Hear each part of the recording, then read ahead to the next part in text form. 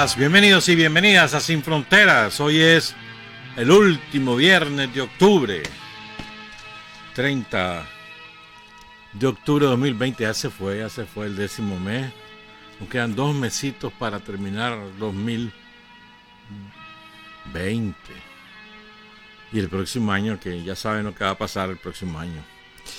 Con Carlos Hurtado y con Luis Enrique Guerrero, cuando son las 6 de la mañana con 30 minutos. Sin Fronteras, la revista, con William Griggs Vivado, en la primerísima 91.7 y 105.3 FM. Son las 6:34. Recuerden que el lunes 2 de noviembre, día de los difuntos, no habrá Sin Frontera y vamos a estar realizando trabajo. Vamos a aprovechar el domingo y el lunes para realizar trabajo en el transmisor e instalar unos repuestos que se requieren. Vamos a aprovechar domingo y lunes para que el equipo técnico Isidro Villavicencio, Martín Carrión y Carlos Hurtado se encarguen de realizar con calma, con paciencia, los trabajos técnicos necesarios. A propósito, Isidro cumpleaños el propio lunes. 62 años ya, Isidro. Chocho, está entre los veteranos. Felicidades anticipadas, como mi hermana, que mañana está de cumpleaños. Mi hermana Susan, que más que mi hermana es mi amiga. Una mujer extraordinaria.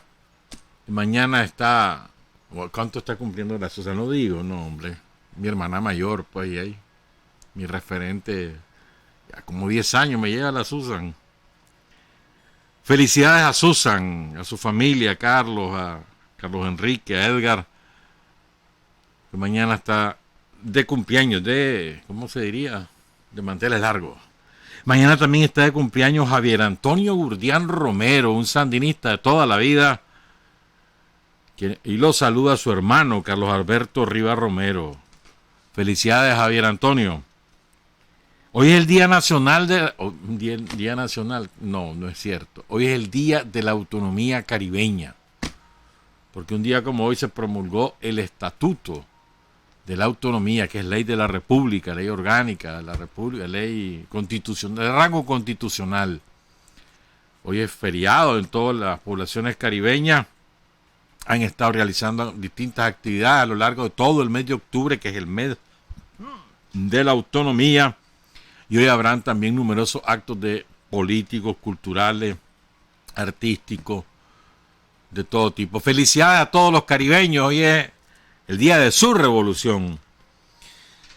Ayer fallecieron 2 compañeros a quienes tuve la oportunidad de conocer y que hicieron enormes aportes a la sociedad nicaragüense, a la revolución sandinista. Estoy hablando del doctor Guillermo Nicolás Carmona Pineda.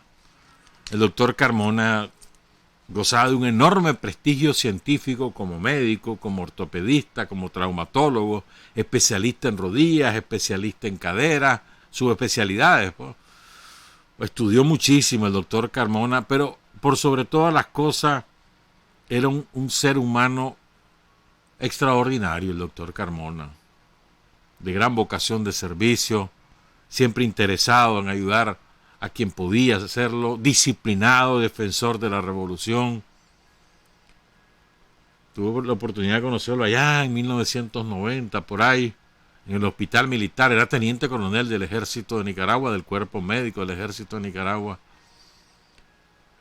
Saludamos a su familia, especialmente a su viuda, a la compañera Reina Rueda y a todos sus hijos, sus familiares, sus compañeros de trabajo. Es una gran pérdida. Sufrió mucho con esa enfermedad maldita que hay, ¿verdad? Que es el cáncer. Pero con entereza, como siempre, pues. Un gran compañero, el doctor Carmona. Y ayer también falleció, después de bastantes meses de mucha dolencia, ya tenía 86 años, el comandante Roger Cabezas, a quien tuve la oportunidad de conocer en los años 80. Hace muchísimo tiempo. Un hombre extraordinario también. ¿Sabes qué? Voy a leer algunas cositas que escribieron algunos compañeros, pero Para mí, lo más importante del comandante Cabeza, Roger Cabeza, es su consecuencia. Él predicaba con el ejemplo. O sea, él era duro, era un jefe enérgico, riguroso, pero daba el ejemplo. No es que exigía a sus subalternos lo que él no hacía, al contrario, exigía porque él lo hacía. Y les demostraba una extraordinaria capacidad de trabajo, don de mando, capacidad de organización. Bueno, él fue jefe nacional del tránsito, fue subdirector de la policía, fue jefe de Managua, si mal no recuerdo.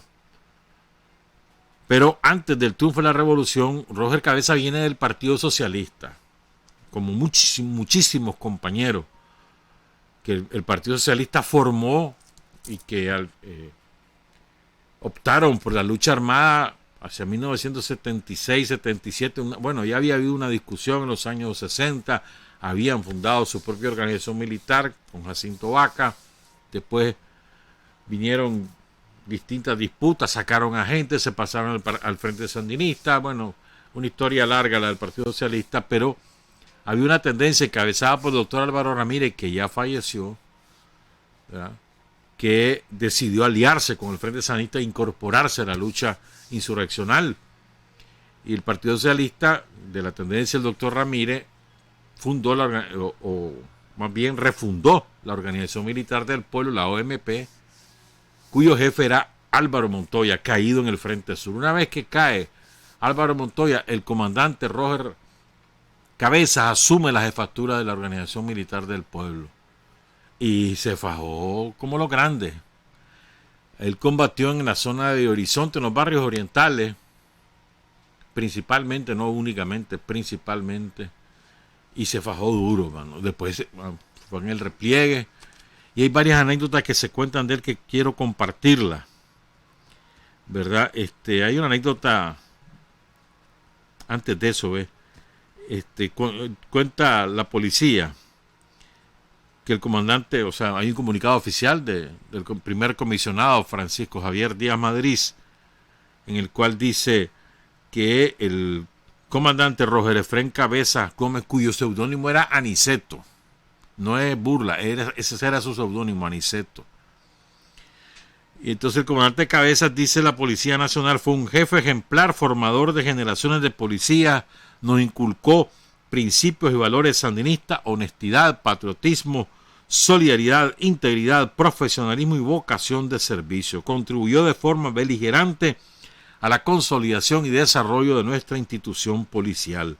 Por su brillante carrera policial fue condecorado con las medallas al valor Pedro Arauz Palacio, servicio distinguido comandante Saúl Álvarez Ramírez, al mérito Marcos Somarriba, broche Walter Mendoza y 40 aniversario de la Policía Nacional como reconocimiento a su aporte institucional y a los servicios prestados. Una enorme trayectoria del comandante Cabeza. De verdad que además era un beisbolista fanático del BOE, hermano.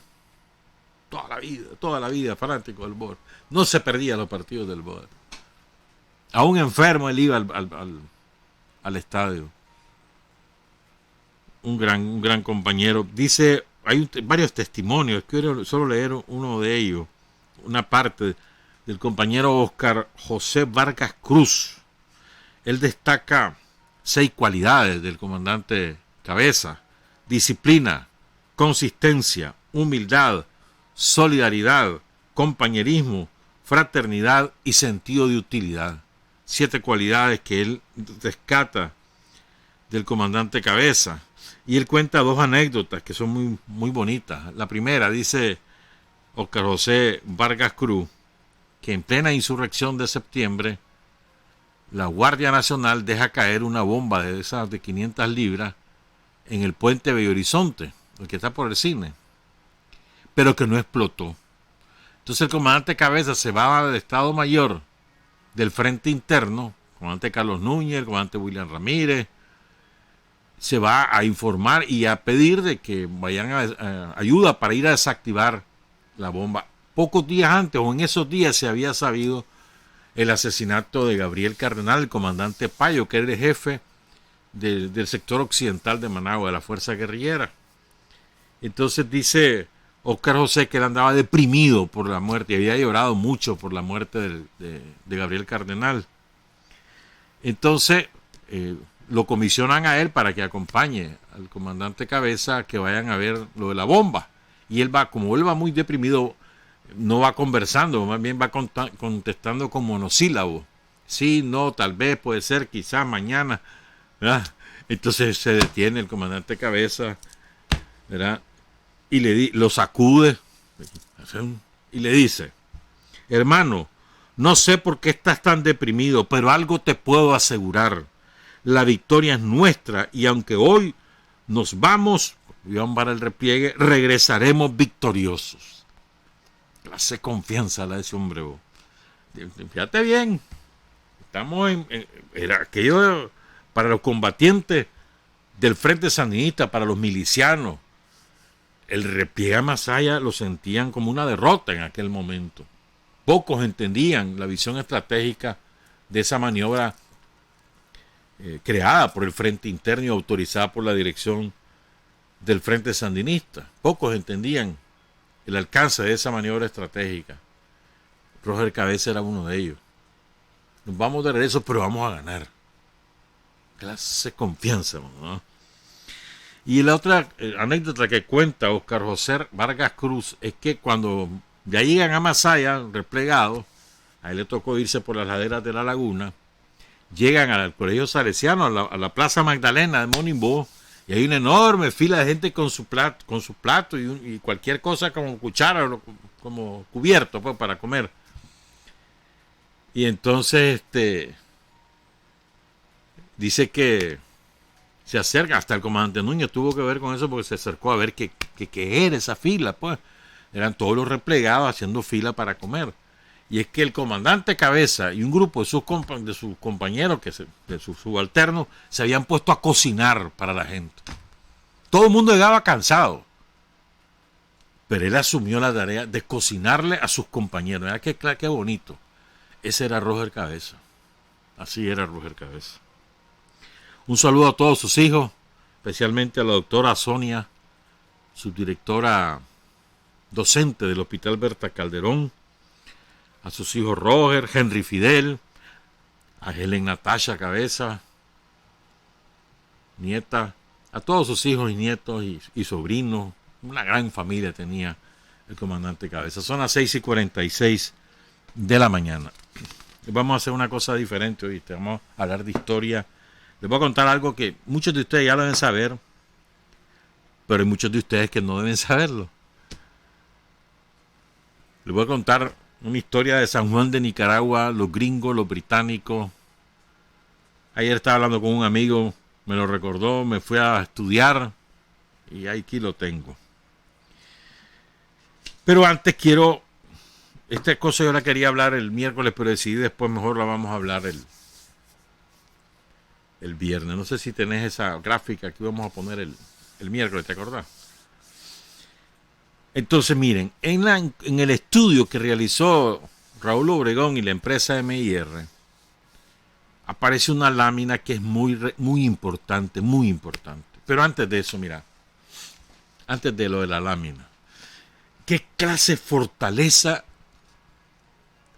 la del Frente Sandinista y en particular la de Daniel?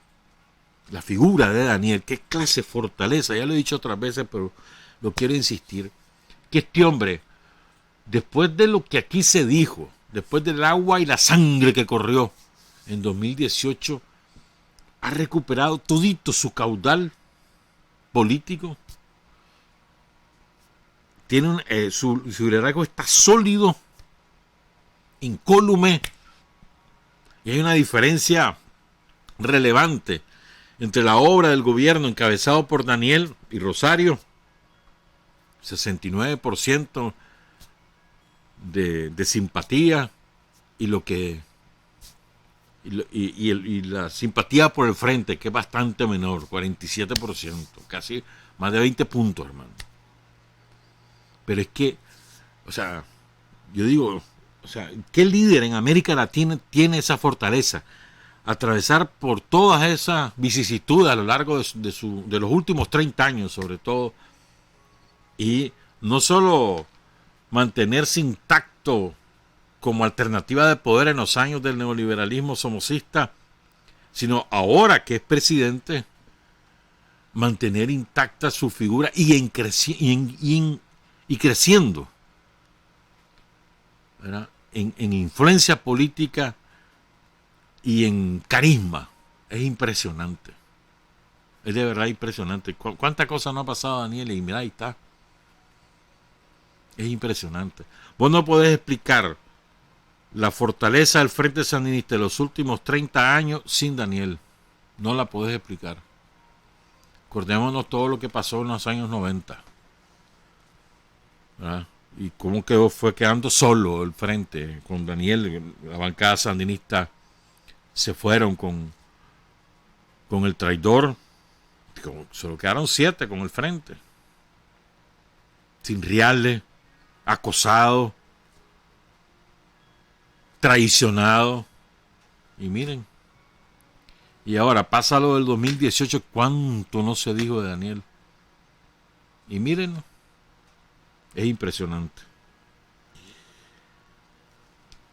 Y ahora quiero hablar de esta lámina, porque a mí me parece sumamente importante. En esta lámina aparece la intención de voto mediante caja negra. Como explicábamos el miércoles, la caja negra es voto secreto del encuestado. Antes se hacía simulado, de otra manera, pues ahora se hace electrónico. Se le da el iPad o la tablet o la mini tablet o el teléfono celular, se le da a la persona en la lámina que va a votar, y una vez que aprieta la tecla que desee, incluyendo el voto en blanco, con el encuestador de espalda, pues la lámina pasa automáticamente a la siguiente pregunta y le regresa el aparato al encuestador. O sea, un voto secreto. Entonces, en ese voto secreto,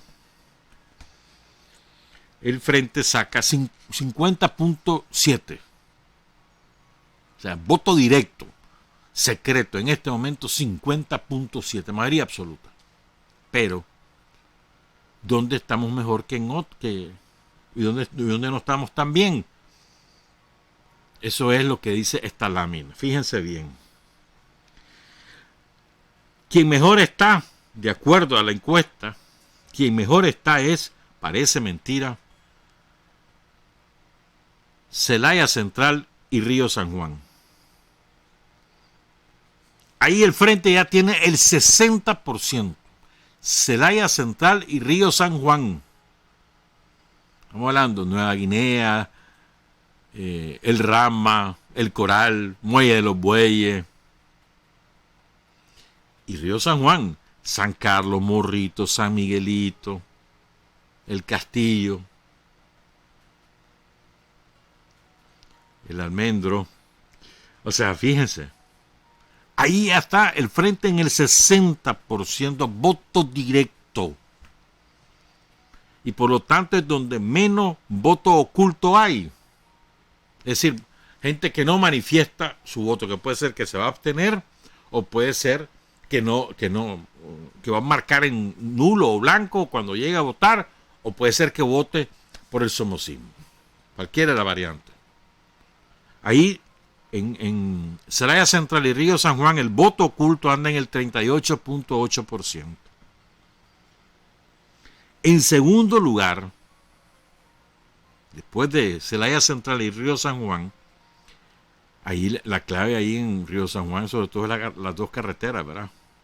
Carretera que va a San Carlos y después la carretera que empieza en Nueva Guinea y termina en Bluefield.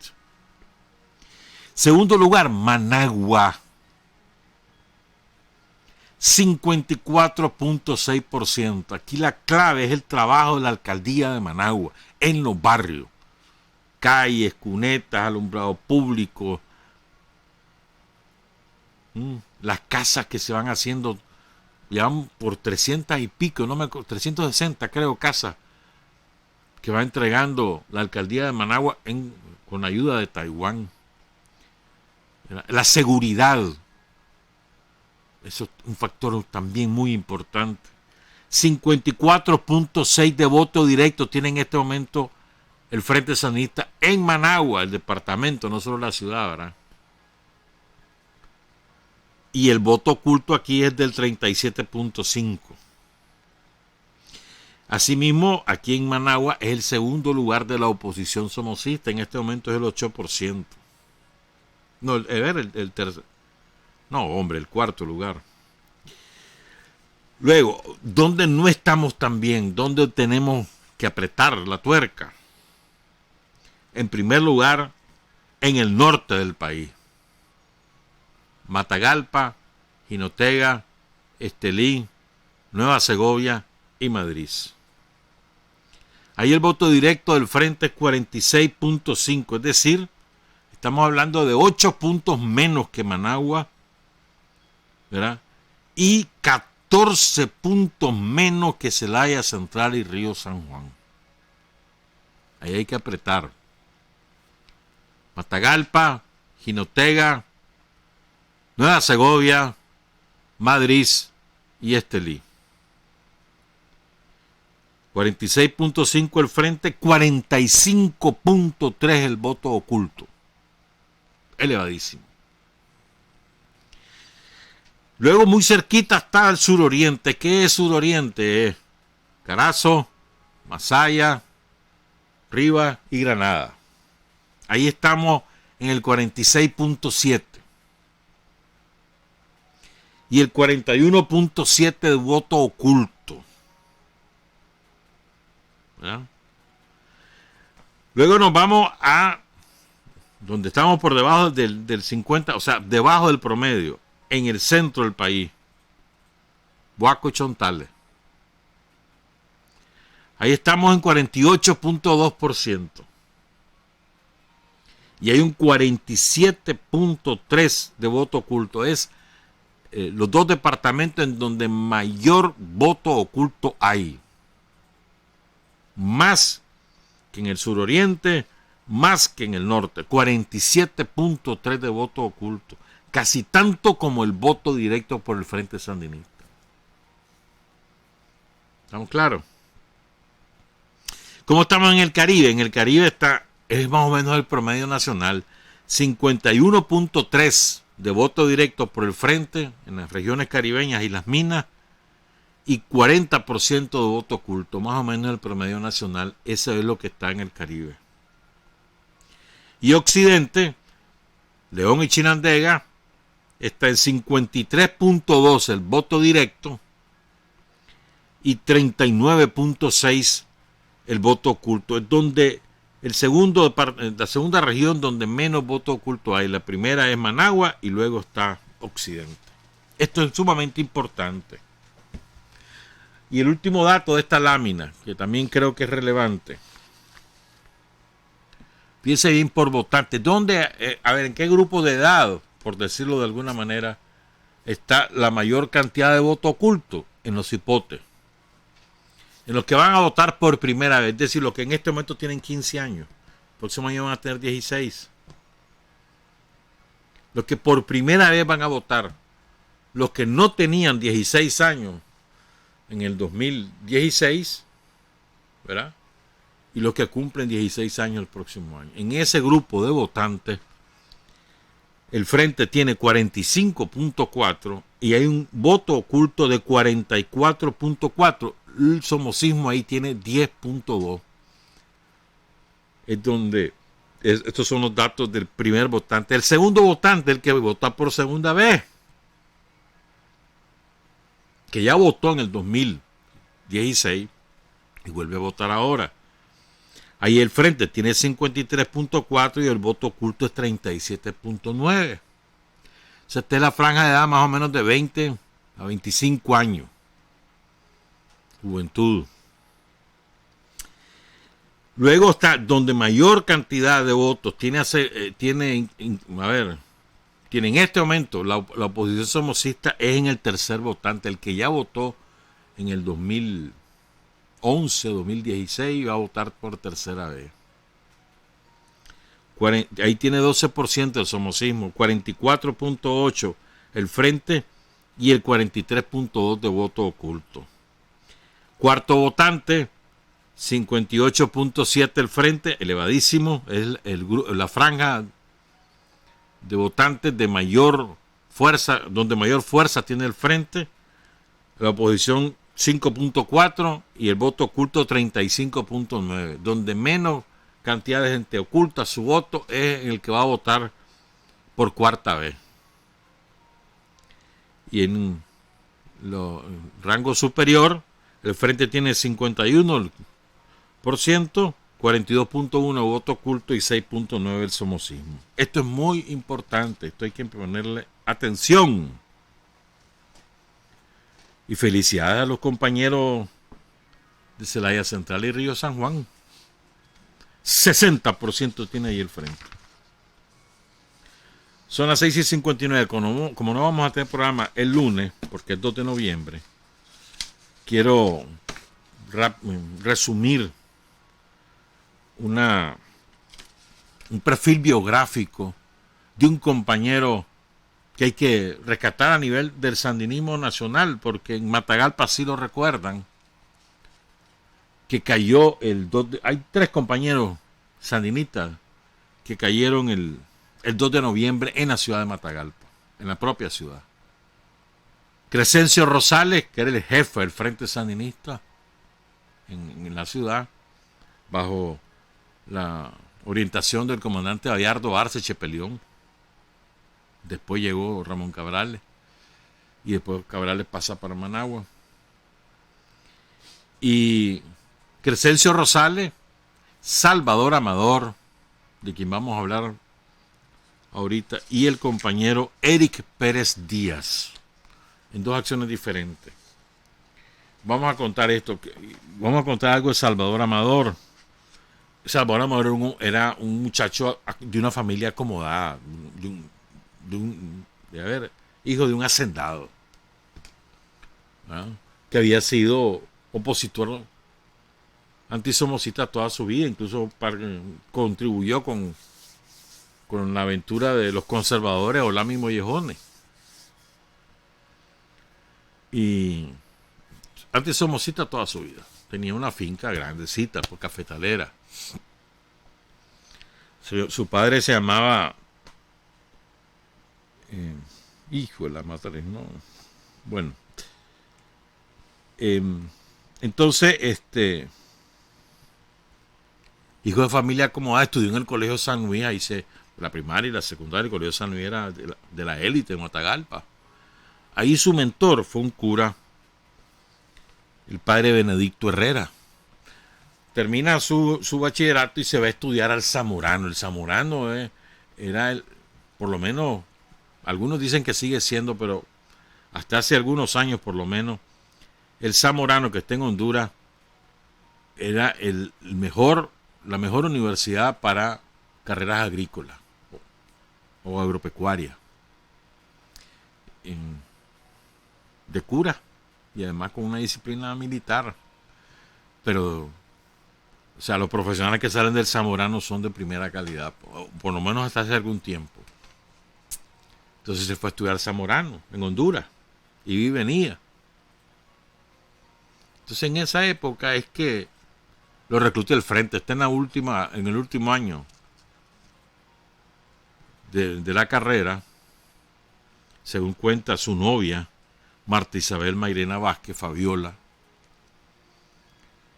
cuando el frente lo contacta y él comienza a colaborar como correo, llevando correspondencia hacia los compañeros que estaban en Honduras, que enviaban armas, que enviaban guerrilleros adiestrados, etcétera. Y ya después, cuando ya regresa y se instala en la hacienda Santa Josefina, la hacienda familiar, y el Papa le dice: usted se va a hacer cargo de esa finca. Entonces él comienza a llevar y traer guerrilleros que van a la columna, a la brigada Pablo Úbeda. También entregaba dinero ahí en Huigulín, llevaba armas, municiones, habituallamiento, y venía semilegal. Esa era su tarea. Después lo meten a una escuela militar guerrillera y ahí se convierte. Al principio todo el mundo medio que se burlaba de él y después resultó ser el mejor el mejor alumno de esa escuela guerrillera. Cuando ya llega Crescencio Rosales y asume la dirección de Matagalpa, le dicen, usted se va a hacer cargo de transportar al compañero Rosales, y él, a partir de ese momento, comienza a trabajar con Crescencio Rosales y desarrollan una amistad muy estrecha, ¿verdad?, de mutua admiración. ¿No?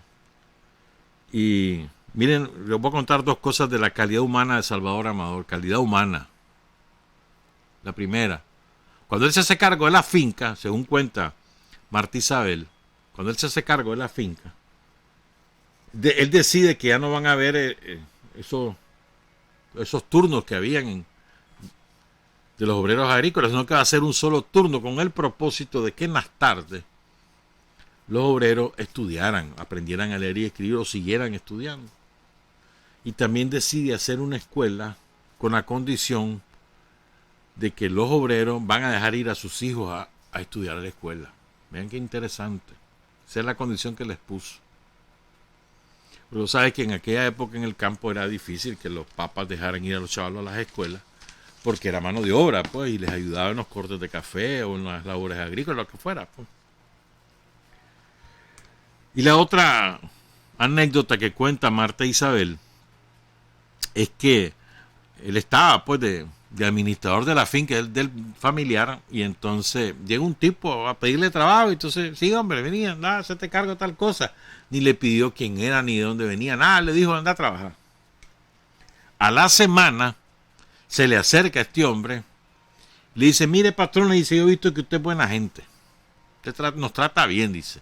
Yo le quiero decir, mire, yo soy guardia, a mí me mandaron para espiarlo a usted, me mandó fulano de tal, entonces para que tenga cuidado, pues. Mira qué clase de personalidad la que tenía, que hasta el guardia terminó entendiendo la calidad humana, pues, del compañero. ¿Cómo mueren Salvador Amador y Crescencio Rosales? Es fortuito. A ver, les toca ir a traer a unos compañeros que estaban heridos a Estelí, heridos después de la insurrección de septiembre. Entonces, de frente decide trasladarlos a una zona donde estén más tranquilos y puedan recuperarse. Entonces los va a traer Crescencio Rosales y Salvador Amador, se van. Por cierto, Salvador Amador escogió como seudónimo Ricardo, en homenaje a Ricardo Morales Aviles, a quien tenía devoción, a quien había leído y de quien sabía su historia. Por eso se llamaba Ricardo el seudónimo. Entonces se va, pues, Ricardo con Crescencio, se van a Estelí, traen a los combatientes heridos, los llevan a Santa Josefina, ahí los dejan. Ellos andaban en un Jeep rojo, un Toyota. De aquellos viejos Toyota rojos, viejos Jeep Toyota. Entonces en ese Jeep andan, los dejan y se regresan a Matagalpa. Son como las 8 de la noche por ahí. Entonces, ellos no saben que temprano ese día, dos muchachos habían hecho un operativo en un colegio, en el colegio Monseñor Carrillo, ahí en la ciudad de Matagalpa, en un carro igualito al de ellos, para incautar un mimeógrafo, para hacer propaganda guerrillera. Ellos no saben que eso ha ocurrido.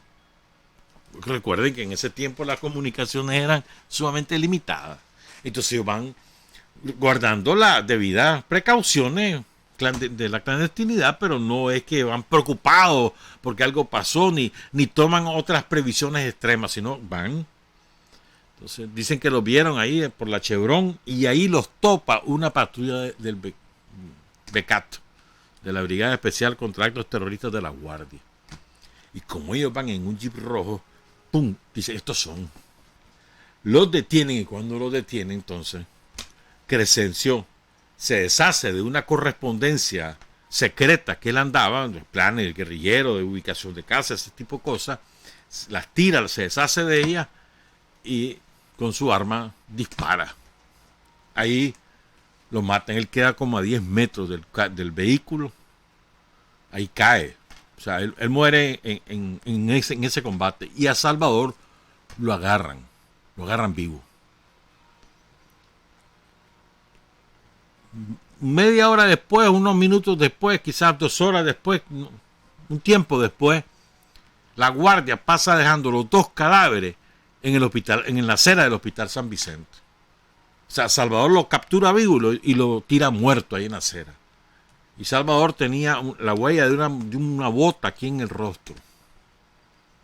Entonces ahí los compañeros del Hospital San Vicente, entre ellos había gente sandinista, encuentran que correspondencia secreta en el ruedo del pantalón de Salvador. Ahí saben quiénes son. Y bueno, eso causa conmoción en la ciudad de Matagalpa. El Frente le ordena a su militancia que no revelen que Salvador era sandinista, porque la guardia no tenía idea, y que menos aún identifiquen a Crescencio, porque la guardia no sabía que será Crescencio Rosales el jefe del Frente en la ciudad de Matagalpa. Pero la conmoción era enorme, pues, porque Salvador se había ganado el cariño de todo el mundo, por su don de gente, por su sencillez, por su respeto a todos los demás. Entonces era muy querido, pues. Entonces había una conmoción salvaje y los sandinistas los militantes no había manera que aguantaran las ganas de llorarlo y de decir quién era, etcétera, pues. Entonces en la misa de cuerpo presente de Salvador Amador, allí en la ciudad de Matagalpa, habló su mentor. Ese fue el que ofició la misa y por supuesto dijo la homilía, ¿verdad? Y entonces el padre Benedicto Herrera dijo lo siguiente, la homilía, según el relato de Marta Isabel Mairena Vázquez, militante sandinista conocida como Fabiola, la novia de Salvador Amador. Dijo el padre Benedicto Herrera: Salvadorcito era un joven de virtudes, admiraba su humildad, practicaba la sencillez, era sincero y firme en sus decisiones y siempre respetó los criterios de los demás. Su voluntad decidida lo llevó a una muerte que siempre sintió cerca y que nunca temió. Su alma se sublimó en un ideal de una patria libre, porque él mismo se sintió siempre libre, aún en la situación en que vivimos. Fíjate bien, su ideal era una patria libre y él se sentía libre. Qué bonito, ¿no? Aun y cuando se vivía bajo una dictadura sangrienta como la de Somoza, él se sentía libre.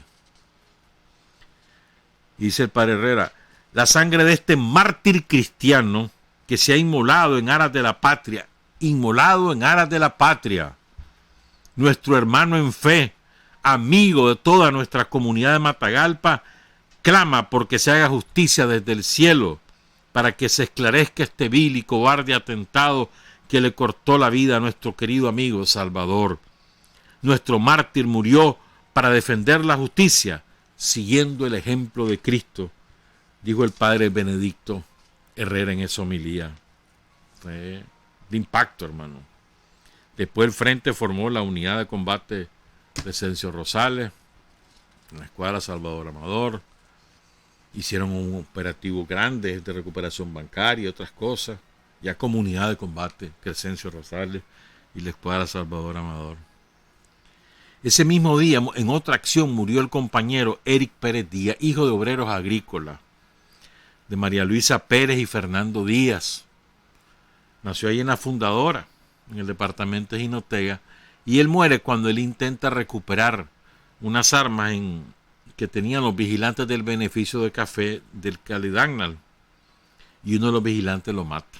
Eso fue el 2 de noviembre de 1978, entre las 8 y las 9 de la noche. Un chavalo, tenía 19 años cuando lo matan. Había hecho de todo para vivir porque sus padres eran muy pobres. Él fue albañil, él fue carpintero, él fue ayudante de la construcción, él fue vigilante, él fue mensajero, lo que fuera. ¿Verdad? Y se involucró con el Frente y cae ahí en esa acción. El compañero Eric Pérez. 3 caídos en Matagalpa: Crescencio Rosales, Salvador Amador, Eric Pérez Díaz. Honor y gloria a nuestros héroes y mártires. 7:13, regresamos. Hay hombres que luchan un día y son buenos. Hay hombres que luchan un año y son mejores. Pero hay hombres que luchan toda la vida Esos son los imprescindibles. 7 de la mañana con 17 minutos. Recuerden, el lunes no hay Sin Frontera. Nos escuchamos hasta el próximo miércoles. Me está escribiendo un compañero, Moisés Martínez, me dice que dos datos importantes sobre Salvador y sobre Crescencio. La guardia se da cuenta quién mató en el caso de Salvador, pero él no sabe que Salvador está metido con el frente hasta los tuétanos. O sea, lo sospecha, pero no tiene certeza. Pero es un hijo de una familia de reales. Entonces, por eso es que lo llegan a tirar al hospital. Chinga, mano, ya la cagamos, matamos al fulano. ¿Verdad? 1 y 2. La guardia, dice el compañero Moisés, presume que Crescencio es mozo de Salvador por la apariencia. O sea, Salvador era más blanco que lo habitual y Crescencio era moreno. Entonces presume que es un mozo. Y nunca se dio cuenta la guardia quién había matado. Nunca se dio cuenta. O sea, la calidad de ¿cómo te dijera yo? De secreto que se conservaba en el frente. Bo. Dice Moisés que quien reconoce el cuerpo de Crescencio es Marta González, hija de la mamá Amanda, que la mamá Amanda es una institución revolucionaria allá en la ciudad de Matagalpa. Fue casa de seguridad de tantísimos compañeros de la comandante Ana Julia Guido, por ejemplo. La quieren muchísimo ahí en Matagalpa, todos los sandinistas. Una mujer que se mantiene firme y quería como un hijo a Crescencio Rosales. Saludos a la mamá Amanda, saludos a Moisés, saludos a todos los sandinistas en Matagalpa. Ahora quiero contar esto de San Juan de Nicaragua. No me va a dar tiempo de contar toda la historia, que es enorme. La tengo, pues, pero no me va a dar tiempo. Porque hoy es el programa del MEFCA. Saludos a Justa Pérez. Miren, y antes de eso un paréntesis sobre la historia. Yo voy a contarle la historia sobre la base de lo que cuenta, para mí, el mejor historiador del siglo. Bueno, yo creo que el mejor historiador de la fundación de Nicaragua hasta el siglo XIX, para mí, es José Dolores Gámez. Entonces él tiene dos libros de historia fundamental. La historia de Nicaragua, pero él después hizo un complemento que no lo pudo publicar mientras él estaba con vida, sino que se publica póstumamente. Entonces, en ese libro aparece este relato sobre lo que pasó en San Juan de Nicaragua en 1854, antes de la guerra contra Walker. Antes, pero en ese libro de José Dolores Gámez hay un relato pormenorizado de todas las circunstancias precedentes que culminan con la contratación de Walker y su banda de criminales. Es muy importante, lean ese libro, léanlo, estudienlo.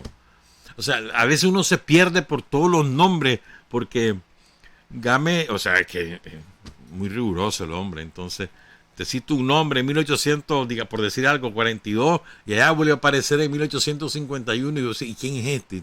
Tenés que regresarte para averiguar quién es. Pero es muy bueno, además. Yo por lo menos disfruto cada vez que leo a José Dolores Gámez. Entonces, les quería contar esto. Los principales, ¿saben por qué la Federación Centroamericana se deshizo? ¿Saben por qué no somos una sola nación? Por la jerarquía católica. La jerarquía católica era la principal enemiga de la Confederación Centroamericana, la que hizo lo imposible hasta que destruyó Centroamérica como nación, por sus intereses económicos. Los pocos obispos que habían en la época estaban en Guatemala, era una sola diócesis. Después se armó la de El Salvador, después la de Honduras, después fue la de Nicaragua. Pero eran parte de la aristocracia criolla, con vínculo directo con la realeza española, y eran los curas, los obispos eran dueños de enormes extensiones de tierra, que siempre ha sido la fuente primaria de la riqueza, la tierra. Entonces sus intereses sentía que iban a ser afectados. Además, su influencia política era en la medida que aquello fuera dividido. ¿Me entendés? Porque ya ahí no podían, unidos Centroamérica, ellos tenían miedo de perder su poder, porque había una corriente liberal que había invadido toda Centroamérica, iluminados por la Revolución Francesa, las ideas de libertad, fraternidad, igualdad de 1789, ahí en la Revolución Francesa. Entonces eso había impregnado en toda Centroamérica.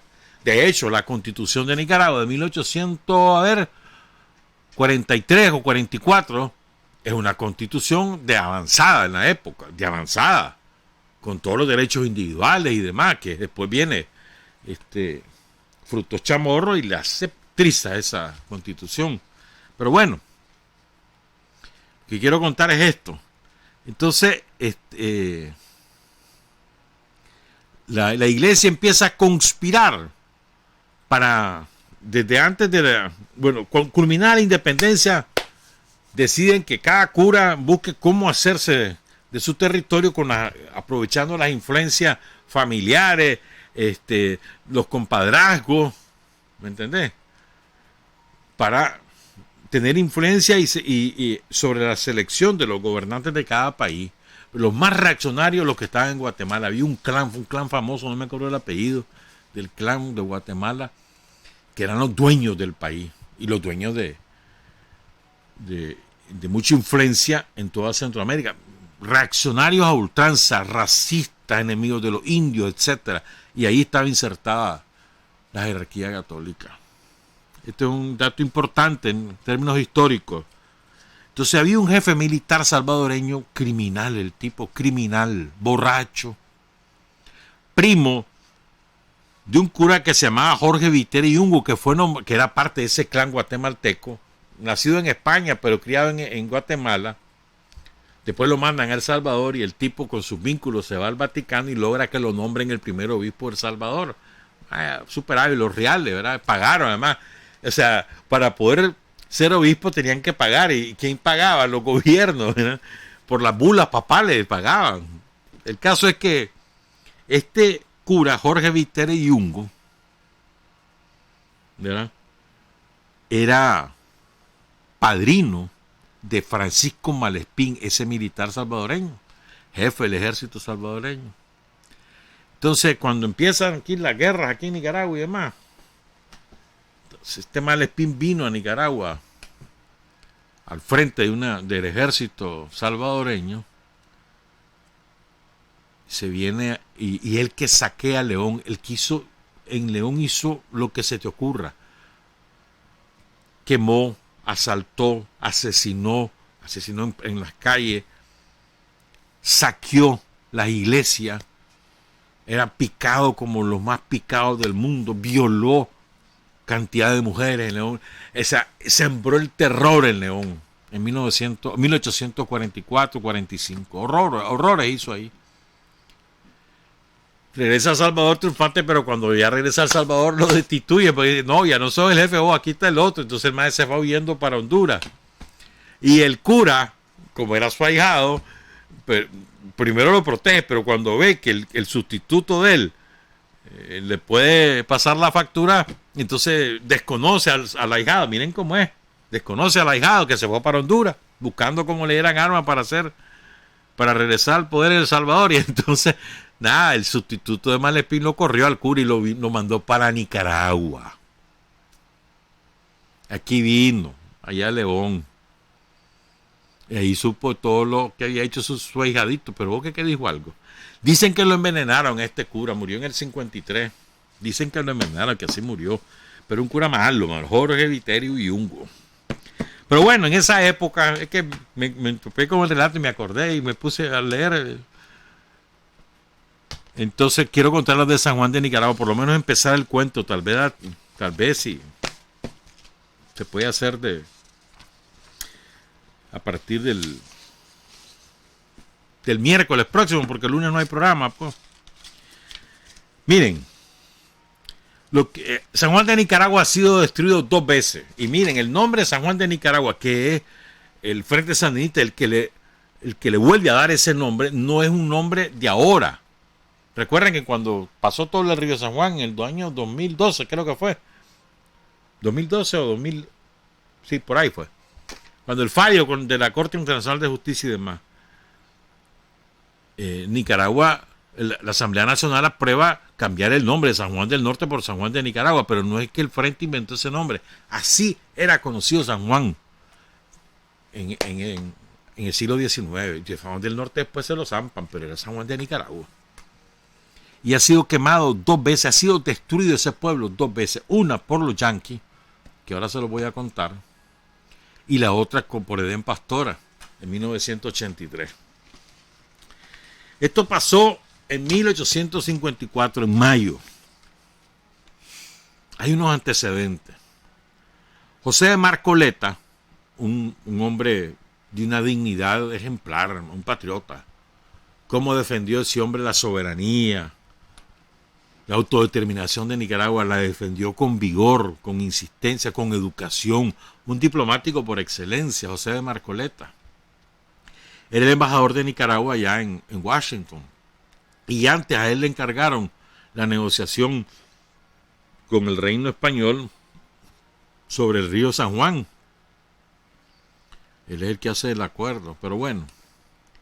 Entonces Marcoleta está en Washington. En Washington él se da cuenta que a través de círculos de poder en el pueblo con los cuales él se manejaba, la prensa de Washington, de New York, que aparecía en algunos artículos, se da cuenta que hay un grupo de gente que va armada para Nicaragua y que quieren adueñarse de San Juan de Nicaragua a sangre y fuego. Entonces él comienza a escribirle al canciller de Estados Unidos, al secretario de Estado, al Departamento de Estado, diciéndole, mire, está pasando eso, dígame si es cierto, si ustedes lo apoyan, que qué barbaridad, que eso es de Nicaragua, que eso es un atentado a la soberanía de Nicaragua. Le escribe una y otra, jamás le responden. No le responde el secretario de Estado. Incluso Marcoleta le dice nombres concretos, fechas, en qué barco van, desde dónde van a salir. Chitón Pitillo.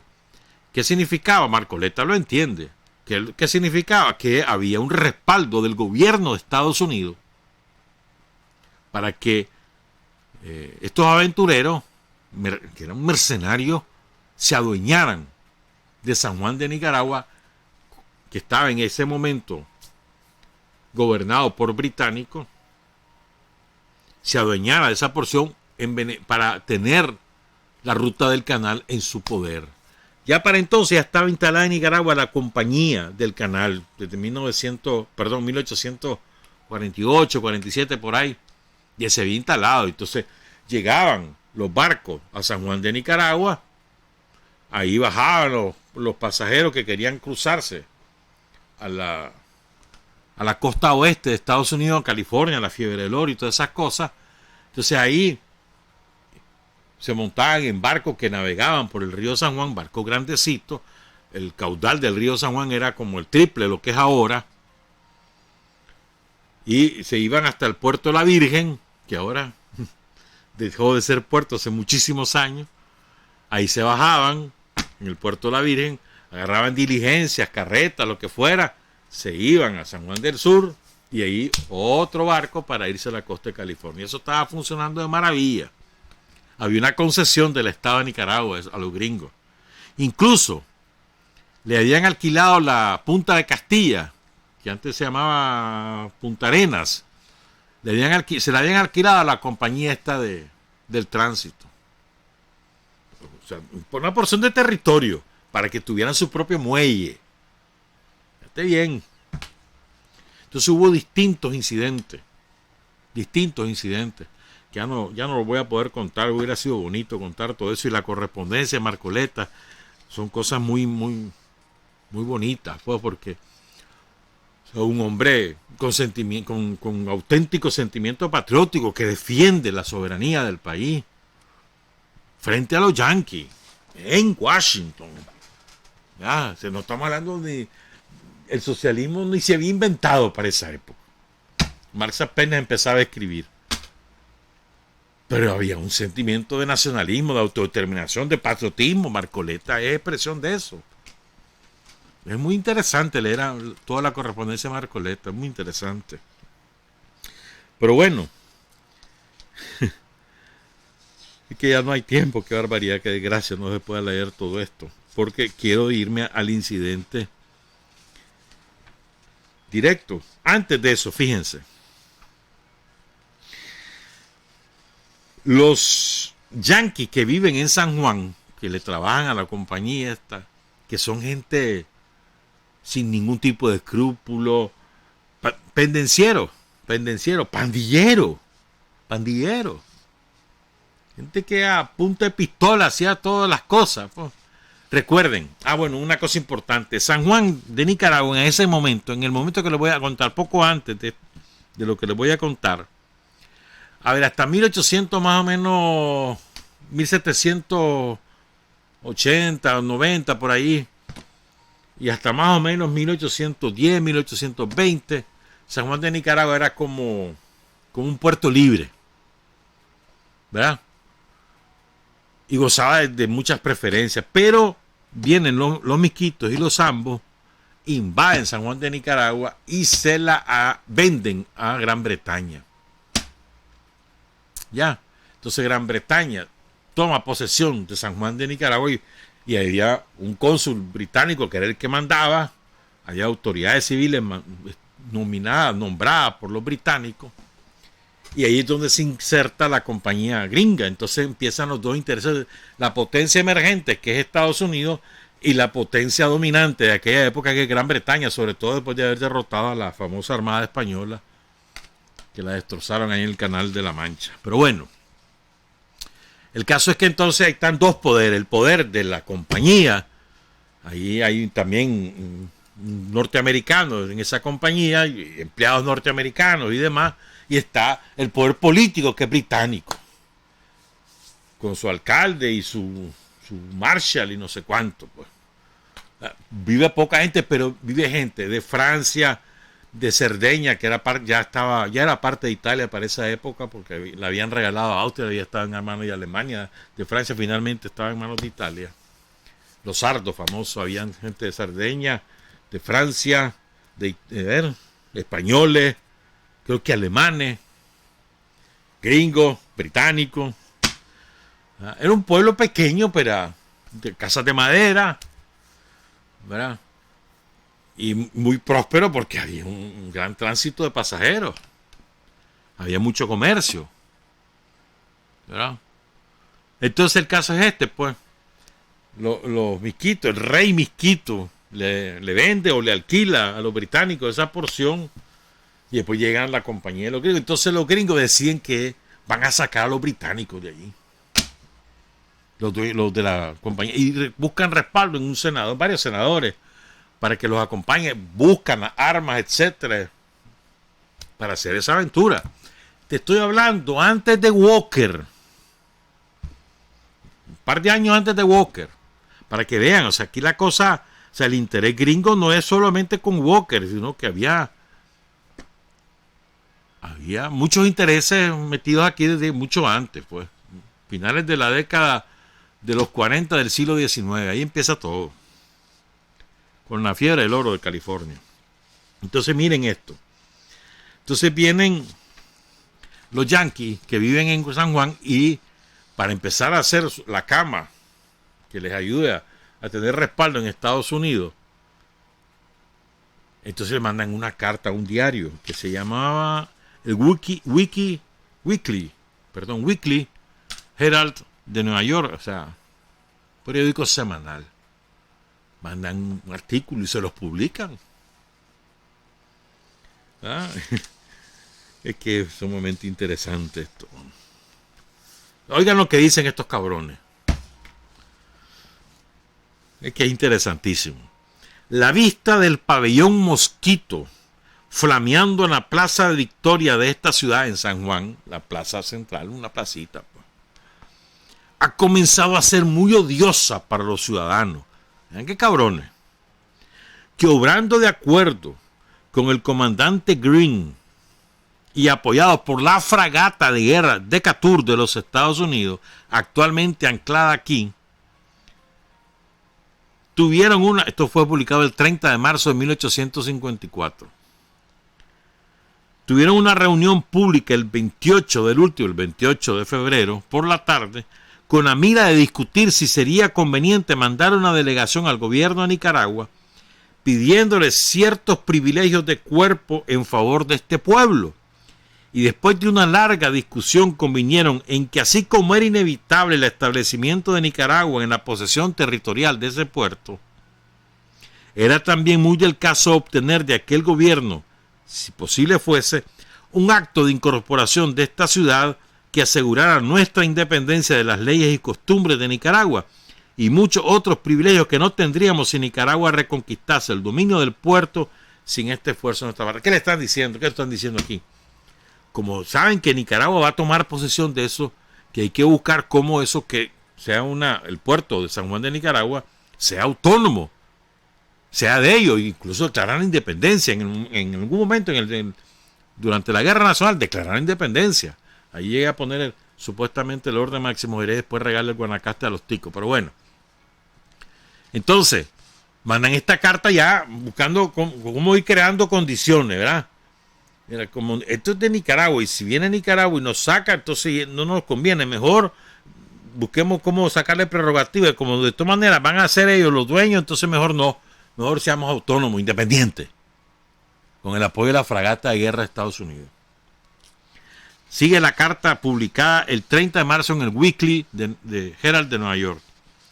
Una delegación compuesta de 15 de nuestros ciudadanos fue nombrada para pasar a la capital en los vapores de la compañía, que estaban puestos a nuestra disposición, a pedir un gobierno independiente u obtener todo lo que garantice nuestros derechos e inmunidades. Dudo, sin embargo, dice el tipo que escribió esta carta, que Nicaragua esté dispuesta a concedernos algo, porque sus espías están constantemente observándolo todo, y ellos se hayan probablemente informado del progreso de los acontecimientos del norte. Había mucho ambiente ahí difícil con los estados del sur, los estados del norte, no había estallado la guerra civil, eso fue un poco más tarde, ¿verdad? Y de la intervención del gobierno de los Estados Unidos en su favor. Pero una cosa es bien cierta, si nosotros no nos hubiéramos asegurado con la intervención del buque de guerra americano una bandera independiente, habríamos estado muy expuestos. Es decir, ellos no le ponen la bandera gringa a la fragata, le ponen una bandera que era independiente, que no era de Estados Unidos, porque dice que de lo contrario los hubieran acabado, los británicos y los nicas, ¿verdad? Y si Nicaragua, después de reconquistado el puerto, no se conduce con algún miramiento hacia nosotros, es decir, si no nos obedece, así de claro, con el más ligero pretexto echaremos fuera a sus oficiales sin mucha ceremonia, porque nosotros no somos más afectos a la causa de Nicaragua que al pabellón Anglo-Mosquito. O sea, con cualquier pretexto iban a sacar a los nicas de ahí para adueñarse de San Juan de Nicaragua. Pero esto no es más que un objeto de diplomacia. En otros términos, una solicitud de nuestra parte para obtener esta concesión si fuese posible. Y si alcanzamos buen éxito, seremos verdaderos republicanos, aunque sea en Nicaragua. Nosotros les proponemos que confirmen todos los títulos particulares de tierra por los que se haya pagado una suma suficiente, pero aquellos que han recibido alguna parte de terreno dentro de nuestro límite por servicios prestados al gobierno de la Mosquitia deben estar prevenidos. Y ya algunos personajes de esta clase comienzan a temer y tratan de salir de sus tierras a bajísimo precio. O sea, comienzan a decirle a los que le compraron a los mosquitos que esa tierra se la van a quitar. Entonces y los gringos están con la fragata enfrente. Entonces comienzan a vender a como fuera para irse porque se la van a quitar. ¿No? Ese es el ambiente. Incluso, ¿verdad? La compañía de tránsito, miren qué clase de poder que tenía. La compañía de tránsito, no el Estado de Nicaragua, que estaban los grandes pleitos aquí en Nicaragua, que si la Constitución, que si Chamorro, que si Jerez, que todas esas cosas estaban antes de Walker, pues, y además que Chamorro se había convertido en un auténtico dictador. Fíjate lo que es, Chamorro primero era partidario de la Confederación Centroamericana y después se hace exactamente lo opuesto. y se hace aliado a los guatemaltecos. Pero bueno, otro día te cuento eso, no importa. Entonces era un relajo el estado de Nicaragua, un relajo. Guerra un día, guerra el siguiente día. Un día estaba la capital en Managua, el otro día en León, el otro día en Granada. Era un relajo, un relajo. Entonces se aprovechaban del vacío de poder y viene la compañía, ¿verdad?, del tránsito y le alquila, le vende a perpetuidad. ¿Cómo es? Espérame. Sí, le cede a perpetuidad a un tal Mr. Wimner, dice José Oloregame, el castillo. Que el castillo está lejos de San Juan de Nicaragua. Está como 80 kilómetros o más de San Juan de Nicaragua, sobre el río, obviamente. O sea, le regala el castillo como que si fuera dueño. ¿De qué hizo el tal Wimner? Lo primero que hizo, destruir parte del castillo. O sea, el castillo que conocemos ahora no era así, era mucho más majestuoso. Dice José Oloregame, que una vez que toma posesión del castillo, destruyó enseguida su monumental plataforma de calicanto para ocupar su material en otras construcciones, así como el terreno de la fortaleza, sobre el cual se colocó un cañón cerrando su entrada del río con vidrios rotos. Fíjate bien, mira qué cabrones. O sea, las minas de la época, pues, no se habían inventado las minas. Sembró de vidrios rotos la entrada del río para impedir que cualquiera llegara en una posesión de Nicaragua. Fíjense lo que es, ¿verdad? Tales procedimientos, dice, y además, o sea, no, podía llegar barcos grandes, pero hasta ahí ya no llegaban ese tipo de barcos. Entonces, ¿qué era lo que llegaba al castillo? Pues las chalupas de la gente, de los pescadores, de los residentes de todas las mares de San Carlos. Eso es lo que llegaba. Entonces, para que no llegaran, sembraron de vidrio la entrada al castillo. Mira qué cabrones. Mira qué cabrones. Sigo pues. Dice, tales procedimientos hacían ver claramente que la compañía no pensaba tan solo en la explotación de su privilegio, sino también en disponer del territorio y apropiarse todos los beneficios con exclusión de los hijos del país. El gobierno de Nicaragua, en vez de proceder de hecho a impedir aquel atentado contra la propiedad, reclamó a la compañía y también al gobierno americano sin ningún éxito.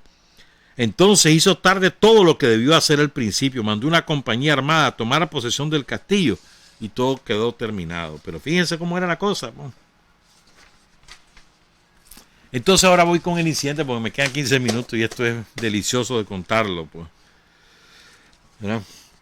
Fíjense bien, el cónsul gringo tenía residencia en Granada. En aquel momento estaba mandando chamorro, entonces la sede estaba en Granada. Entonces el cónsul, el embajador de Estados Unidos en Nicaragua se llamaba Salam Borland, un auténtico maldito. Entonces este tipo lo mandan a llamar en los primeros días de mayo de Estados Unidos que se vaya. Para consulta, para lo que fuera, que se vaya. Pues entonces se va. Agarra el vapor. Ahí en Granada y va para San Carlos. Ahí en San Carlos transborda a un vapor más pequeño, lógicamente. Van a navegar sobre el río San Juan, ya no es el Gran Lago, el Cocibolca. Entonces y ahí toman un barco que se llama Rose, manejado por un gringo. Entonces, cuando van por el Canal del Toro, se topan con una piragua, ¿verdad?, que hacía comercio pues, entre San Juan de Nicaragua y las pequeñas poblaciones a lo largo de los márgenes del río San Juan y Granada, pues llevaba y traía cosas. El dueño de esa piragua se llamaba Antonio Paladino, negro, pero queridísimo por todo el mundo. En Nicaragua no había racismo en esa época, el racismo lo meten después. Un negro muy querido en toda la zona, de esos negros, según cuentan, ¿verdad?, campechanos, dicharacheros, agradable con todo el mundo. Todos lo querían mucho a Paladino. Él había tenido un incidente con este gringo de la Rose previo, entonces él estaba chiva con la embarcación, ¿verdad?, Sin Fronteras, la revista con William Griggs Vivado en la primerísima 91.7 y 105.3 FM. Qué desgracia, hermano. Se fue la luz en Atrel o de norte de sur, a saber quién de los dos es el responsable. Cuando venía para la radio en la madrugada, se veía relampagueando por el lado del este de la ciudad. A lo mejor es que hay tormenta por ahí, qué sé yo, hermano. Pero se fue la luz. Qué desgracia. Se interrumpió la transmisión en Facebook Live, la transmisión en vivo por la radio, la transmisión en streaming, el video. Qué desastre. Ya ni me acuerdo por dónde. Sí, les estaba contando lo de Paladino. Entonces, Paladino va en su piragua. Le tiene miedo a la embarcación de Smith porque ya antes la había chocado por gusto. Entonces, está chido el hombre, ¿verdad? Entonces viene Paladino y le grita que tengan cuidado, ¿verdad? Porque él tiene miedo que le vuelva a hacer la misma, que le vuelva a chocar su piragüita. O sea, estás hablando de un vaporcito grande, como el triple de una piragua. Entonces, que está chido porque se la vuelvan a chocar. Ese es su machete. Entonces le grita que tenga cuidado, ¿verdad? Entonces, y le advierte que si le hunde la piragua lo mata, ¿verdad? Entonces Smith, el capitán del barco, el dueño de la embarcación gringa, lo insulta, le dice chanchadale. Entonces el otro le responde y comienza un intercambio, pleito, pues. Igual a la lleno de todas esas cosas, ya se sabe. Entonces viene el cabrón del embajador gringo, y ese cabrón es el clave en lo que les voy a contar. Él está viendo el pleito. En lugar de apaciguar los ánimos, el desgraciado le dice Smith, y de ahí le dice: ¿cómo te dejas manosear por ese hombre? ¿Cómo te dejas ultrajar por ese negro? Así, ¿cómo te dejas tratar de esa manera por ese negro? Agarre su rifle y tírelo como un perro. Así dijo el gringo. Envalentonado Smith por lo que le está diciendo su embajador, ¿verdad? Ya avanzó el barco, pues, el pleito ya pasó de avanzar, avanza el barco como una milla, como unos 5 kilómetros, como unos 2 kilómetros sobre el río, rumbo a San Juan de Nicaragua. Entonces viene Smith y se envalentona y se regresa, da la vuelta con autorización y más bien empujado por el embajador gringo, se regresa a buscar a Paladino, a la piragua de Paladino, que va en dirección contraria. Va rumbo a San Carlos. Entonces, más o menos como a la media hora, pasa por donde Paladino, pero Paladino pues no le pone mente. Pero después lo pasa, ¿verdad? Río arriba. Entonces da la vuelta para toparlo. Mira qué maldito. O sea, un barco 3 veces mayor. Iba para San Juan de Nicaragua, se regresa para perseguir a Paladino, lo pasa con el propósito de regresarse y toparlo de frente, porque Paladino va en su piragua rumbo a San Carlos, ¿verdad? Y entonces Paladino va en la proa de la piragua y no se levanta hasta que, porque no cree que lo que va a pasar, y lo choca. Y entonces se pone de pie y le dice Smith: cuidado, capitán, que usted rompe mi bongo. Él tiene una escopeta, pero en la mano izquierda. O sea, señala con el dedo y tiene la escopeta en la mano izquierda puesta, pues, de pie. Él no está apuntando, pues, a alguien, no está en plan de combate, sino que la tiene porque es normal tener un arma para defenderse en aquellos lares, pues. Y además, incluso la escopeta la tiene con su seguro puesto. Y es de un solo cañón, además. Entonces viene el capitán Smith, que ve en el timón, después que embiste la piragua, le dice a uno de sus hombres: pásame el rifle. Apunta al corazón, hermano. Paladino, herido de muerte, da 1, 2, y cuando va al tercer paso, cae boca arriba. Y ahí quedó muerto. Delante de todo el mundo, hermano. Y acá lo aplaude el embajador. Pero la mayor parte de los pasajeros que van en el vaporcito, que no son gringos, son pasajeros, están arrechos por lo que está pasando. Entonces los trabajadores de Paladino agarran el cuerpo de Paladino y se lo llevan a San Carlos, ponen la denuncia ante el alcalde, se comienza a investigar, entonces viene el alcalde y ya no da tiempo de contar todo este cuento, otro día se los termino de contar. Entonces viene el alcalde, da la orden de captura contra Smith, se van a buscarlo, lo topan pues para llevárselo preso y que responda por el crimen, y el embajador impide que se lo lleven preso a punta de pistola. Entonces, mira lo que es, bueno. Bueno, es que dice, se lo voy a contar, pues. Thomas Scott, Marshall y agente municipal saca una orden de captura en la noche del 16 de mayo de 1854 a bordo del vapor Road a darle cumplimiento. Ahí encuentra al capitán Smith, que se hallaba con el fusil cargado en la mano.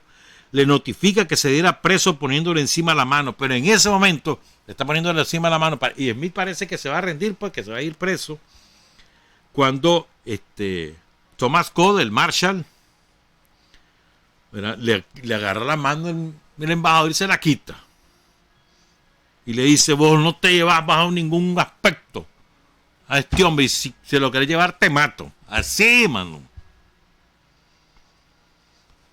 Mi gobierno no reconoce autoridad de nadie sobre este barco.